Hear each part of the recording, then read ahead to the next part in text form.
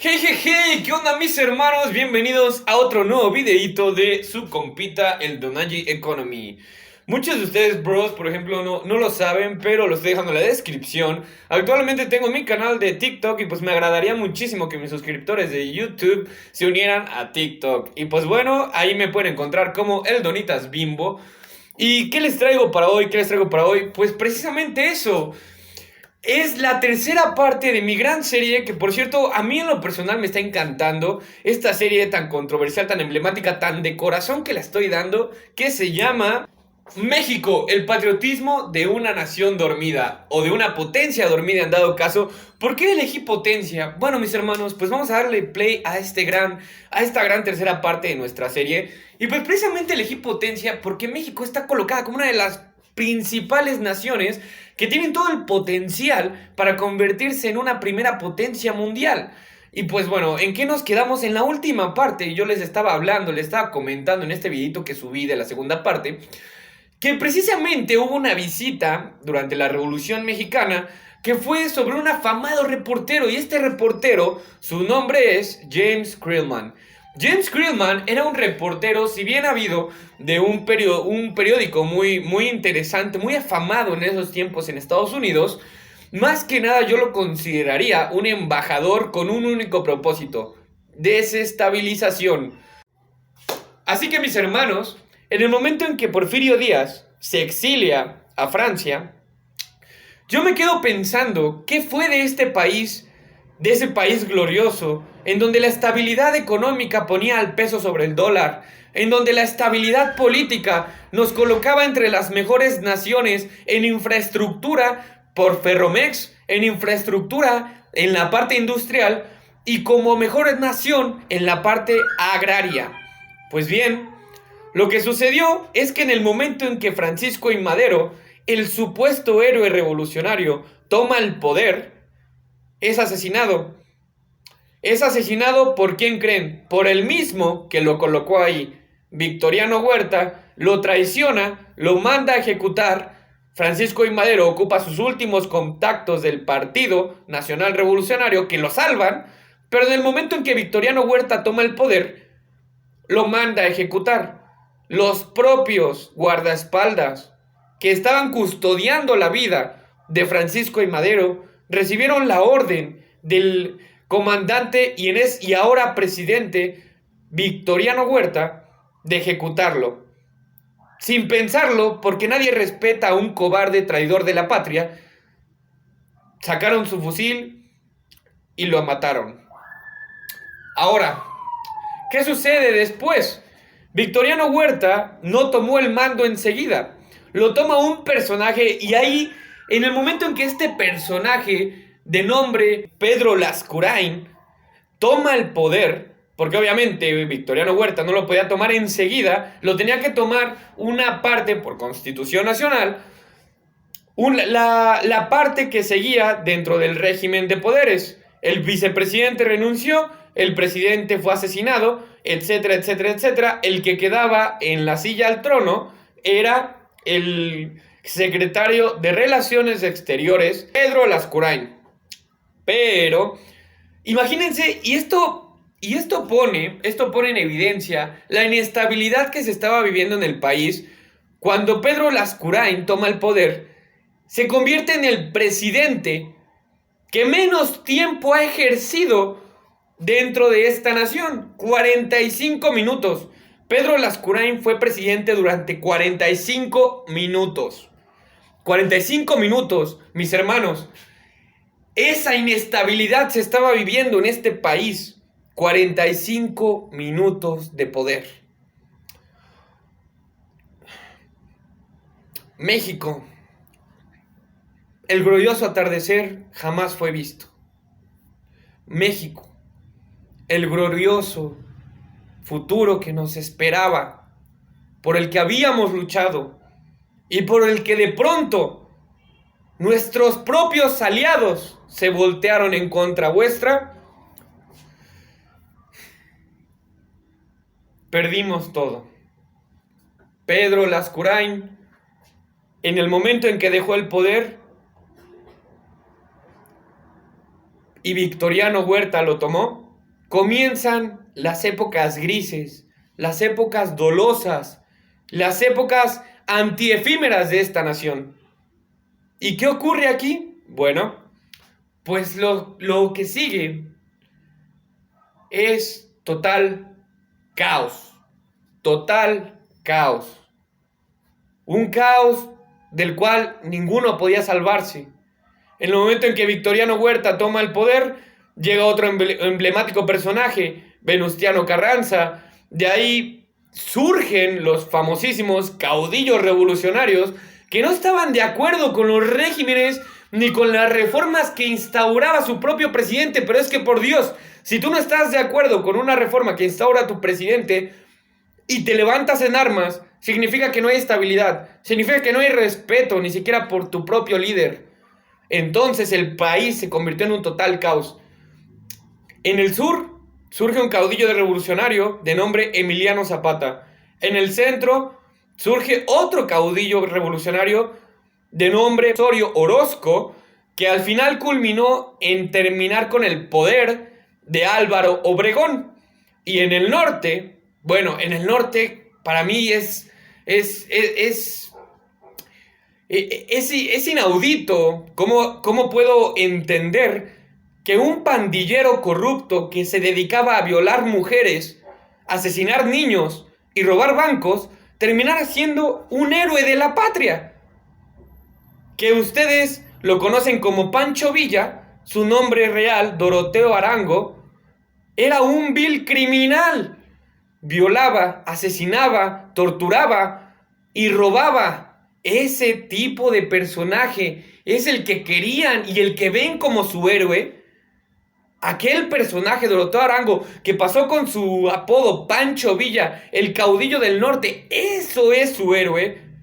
Prefieren adular y enaltecer a criminales, traidores, en vez de a alguien que, si bien fue considerado un dictador por 32 años en el poder, le dejó a México mucho más que las lacras, las bestias, los incultos, que los iletrados de los caudillos, que lo único que sabían, porque al final de cuentas no tenían educación alguna, en la parte norte sabían robar, sabían violar y sabían torturar. En la parte sur sabían sembrar.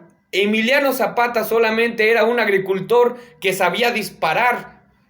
O que en el centro, la bola de corruptos que tomaron el poder y que llevaron a esta nación a la pérdida total, tanto de valores. ¿Dónde quedó aquella ética y aquella moral en donde se instauraba durante el régimen del porfiriato? ¿Dónde quedó ese apogeo, ese orgullo de pertenecer a esta nación con tal fervorosidad, con tal anhelo, con tal cultura? Eso, y por eso me molesta tanto, porque me quedo pensando entonces, ¿qué le espera a esta nación en un futuro si no podemos aprender de los errores del pasado y nos quedamos contemplando el ayer sin siquiera podernos analizar el mañana? Por esa razón es que esta serie, en lo personal, la saqué porque me cautiva saber que quizás haya más personas que compartan mis ideales, haya más personas que les agrade escuchar sobre la historia de nuestro país y que se quieran levantar a hacer un cambio para no volver a repetirla. Sin más que decir por el momento, y continuando con la serie en la parte histórica, aún recuerdo que cuando termina la Revolución Mexicana y se comienza a ver un poco de estabilidad, un poco de paz, un poco de magnificencia sobre nuestra industria acabada, y comienza el reparto agrario, comienza otra vez a verse un México unido. En lo personal, yo considero que la Revolución Mexicana y que el siglo XX, los inicios del siglo XX en México, podría considerarse, si bien una edad oscura, también podría considerarse una edad de aprendizaje. Porque ves a un pueblo que, incomprendido por lo que sufrían, se levantaron en contra de lo que en un futuro se beneficiarían.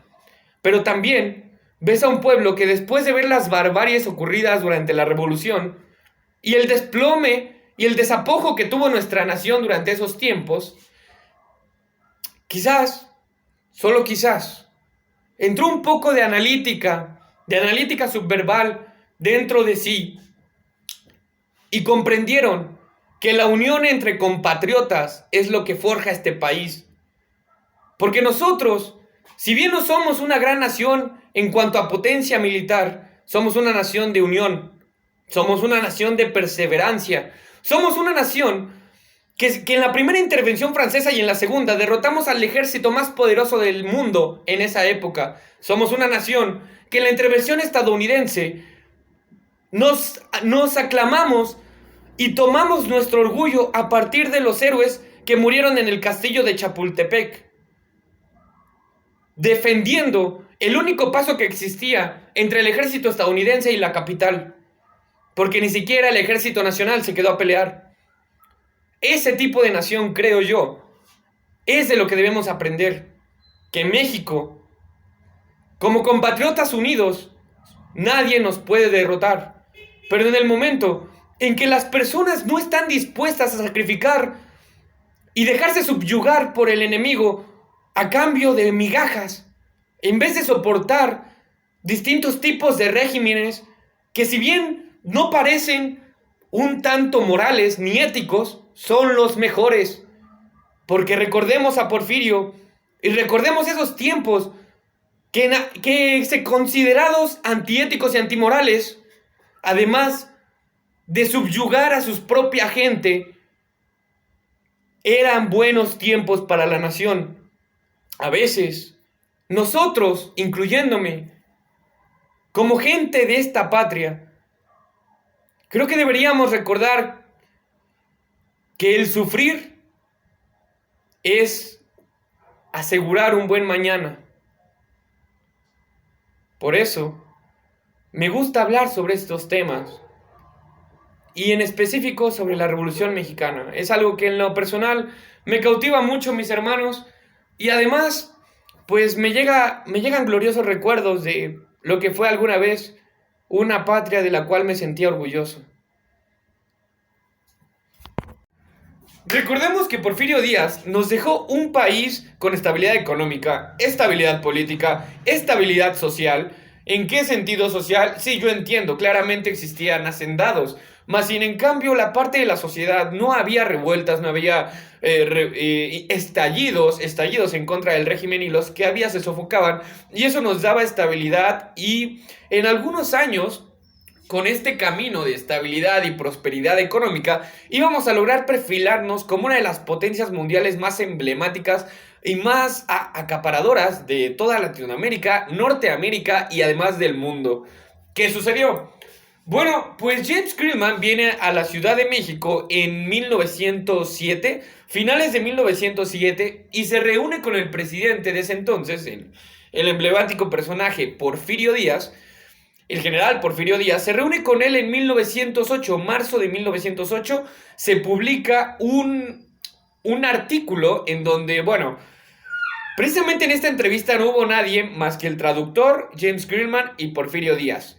Pero, ojo ahí, Porfirio Díaz dice unas palabras que precisamente se publican en este artículo, que son: no importa lo que digan mis amigos, no importa lo que digan mis colegas, yo me paso a retirar, campeones.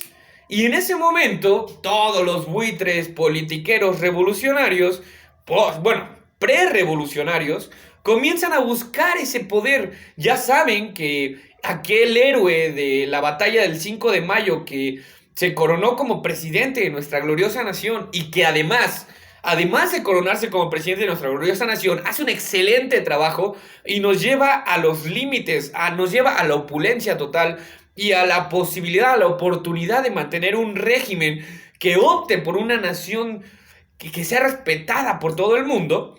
Pues obviamente era muy difícil ganarle a este gran personaje. Pero, ojo ahí, en el momento en que dice estas palabras, como todo buen ser humano, pues comienza la adrenalina, comienza el fulgor del poder, del enriquecimiento, y pues entonces salen por ahí unos pequeñitos personajes que en lo personal, mis hermanos, son los personajes que arruinaron totalmente la historia y la política de nuestro país. Fueron los traidores a la patria, aquellos que fueron en contra del régimen de Porfirio Díaz, cambiando la estabilidad económica, política y social, solamente cegados por una sed de poder que al final culminó en la destrucción de nuestra nación. Este traidor a la patria se le conoció como Francisco I. Madero. Ahora, permítanme explicarles, porque bueno, muchos lo ven como un héroe, pero permítanme explicarles por qué no lo es. Bueno, Francisco I. Madero es nieto de un gobernador de Coahuila del mandato de Porfirio Díaz, cuya representación política estaba afianzada y firmada por el PNR en el Partido Nacional Revolucionario, que en ese momento pertenecía a Porfirio Díaz, al general. El general lo perfiló como gobernador de Coahuila, y Francisco I. Madero, el que todos aclaman como un héroe revolucionario y acreedor de un cambio de sufragio efectivo, no reelección, resultó que era un vil hacendado que solamente ansiaba el poder, pero que no tenía las bases ni los conocimientos, ni siquiera era un ser inteligente para poder sobrevivir cuando tomó el poder, porque en el momento en que lo toma, 3 días después lo ejecutan, y pues muy bien hecho. La verdad es que se lo merecía en su totalidad. ¿Por qué? Bueno, Francisco I. Madero, recordando, venía de un padre cuyo trabajo fue servir a la nación como gobernador de Coahuila. Él se hace hacendado por este puesto, y Francisco I. Madero crece como un hacendado, crece con todos los beneficios de la burocracia, pero además una burocracia burgués, en donde él obtiene la mejor educación en las universidades jesuitas, que en ese momento pues eran las más aclamadas y las más emblemáticas, además de caras, de toda la nación. Al terminar sus estudios, este traidor a la patria lo que hace es acudir al partido que formó a su padre, el partido que formó a su abuelo, acude a ese mismo partido en busca de poder. En el momento en que sucede todo este cambio, toda esta entrevista con James Krillman, que al final esta entrevista suscitó a que precisamente hubiese un levantamiento armado. Claramente muchos artículos, tanto nacionales como internacionales, nos dicen precisamente que James Krillman lo hizo indirectamente. No es como tú llegas, entrevistas a un presidente y dices unas cosas que no debías decir, y después te preguntan, oye, ¿pero tú querías que lo derrocaran? No, yo no quería, solo pasó. Así fue James Krillman. Ahora, el momento en que Francisco I. Madero acude con el general Porfirio Díaz para que se le tome en cuenta como el futuro presidente de esta nación una vez que el general deje el régimen, ¿qué creen que le contesta? Pues obviamente que no. Francisco I. Madero no era nadie, no tenía conocimientos, no tenía referencias, no tenía activismo real, no había hecho nada por este país. Lo único que logró hacer al último fue traicionar nuestra nación y hacer que prácticamente arruinar todo lo que se había construido en 30 años. Entonces, cuando Porfirio Díaz lo rechaza, ya se siente un poquito apasionado, descontrolado, porque obviamente no era nadie, y esa vil basura revolucionaria culminó en la traición. En el momento en que él intenta traicionar a Porfirio Díaz, comenzando a hacer activismo político y revueltas en contra del régimen, pues el general lo manda a encarcelar. Más bien, en cambio, una vez encarcelado, porque no lo podía matar, y no lo podía matar no porque esa basura significara algo, sino porque su padre, el exgobernador de Coahuila, había dado mucho por este país. Solo por eso no se le asesinó, y en vez de ejecutarlo, lo mandaron a encarcelar. Cuando lo encarcelan, él huye a San Antonio, Texas. Ahí, en San Antonio, Texas, escribe algo que se conoció como la promulgación de San Luis, del Plan de San Luis. ¿Y qué decía este plan? Pues mis hermanos, precisamente decía: quiero joder al país y que queden cenizas. O sea, era un plan en donde se estipulaba que él iba a tomar el mando a la presidencia por medio de las armas. Pues bien, el general Porfirio Díaz, como todo un buen político, en el momento en que Francisco I. Madero recibe, porque él recibió subsidio y financiamiento del gobierno de los Estados Unidos de Norteamérica, regresa a México a entablar una lucha de poder contra el gobierno actual. El general envía a su hombre más cercano, al hombre, su mano derecha, al que confiaba su vida, el cual lo traicionó. Este otro traidor a la patria se le conoce como Victoriano Huerta. Victoriano Huerta, un militar, al igual que el general Porfirio Díaz, tanto emblemático, pero que sí había hecho algo por esta nación, había peleado con sangre y sudor para defender nuestra patria en las diversas guerras que se suscitaron, es enviado a contener la lucha de levantamiento armado que se estaba dando en Coahuila. ¿De quién? Pues de Francisco I. Madero. Pero al momento de llegar con Francisco I. Madero y hacer que este otro traidor se orinara en los pantalones cuando ve a un verdadero general llegar al mando, ¿qué creen que ocurre? Bueno, pues Victoriano Huerta, en vez de meterle 2 plomazos, lo que hace es darle la mano y decirle: vente, compadre, vámonos para la capital. Y en ese momento, Victoriano Huerta y el licenciado Francisco I. Madero vienen encaminados a la capital a derrocar al general Porfirio Díaz, el cual, al ver toda esta situación, al verse traicionado por su propio hermano de sangre de batalla, el hermano con el que compartió defender a esta nación con tanto fervor, pues se dio cuenta de que quizás había envejecido un poco y quizás, no digo que sea verídico, sino tendría que haber estado ahí para poder hablar sobre esto, pero quizás Porfirio Díaz se dio cuenta de que a veces las naciones no están preparadas para obtener la grandeza y a veces preferimos ser esclavos y arrastrarnos en las migajas que nos avienten, con la basura que nos avienten nuestros vecinos, antes de tomar nuestras armas, nuestro honor y nuestro orgullo y volver a ser esa nación que tanto habían aclamado durante tantas épocas de gloriosidad, como por ejemplo el Imperio Azteca, como lo había hablado en la primera parte de la serie. Pero bueno, en esos tiempos eran tiempos de 3 cosas: cobardes, aprovechados y más cobardes. Y Porfirio Díaz, creo yo, se dio cuenta que el país estaba lleno de burgueses, de cobardes y de aduladores que solo buscaban el beneficio propio antes que el beneficio de esta patria y esta gran nación. Y entonces dijo: bueno, México, yo te entrego, y lo dijo esto con mucho orgullo, y por esas razones que admiro tanto a este personaje. El general Porfirio Díaz tomó sus medallas, se puso su uniforme con el que defendió a nuestra patria y dijo: México, yo te entrego esta nación como debería ser. Como presidente, la estabilidad económica, política y social no se ha quedado en duda. La prosperidad del país se ha sido corrompida por aduladores de la patria y traidores de nuestra nación. Por ello, antes de irme, quiero recordarles que no vendan a nuestra patria por fanatismo ni por héroes que solamente portan capa.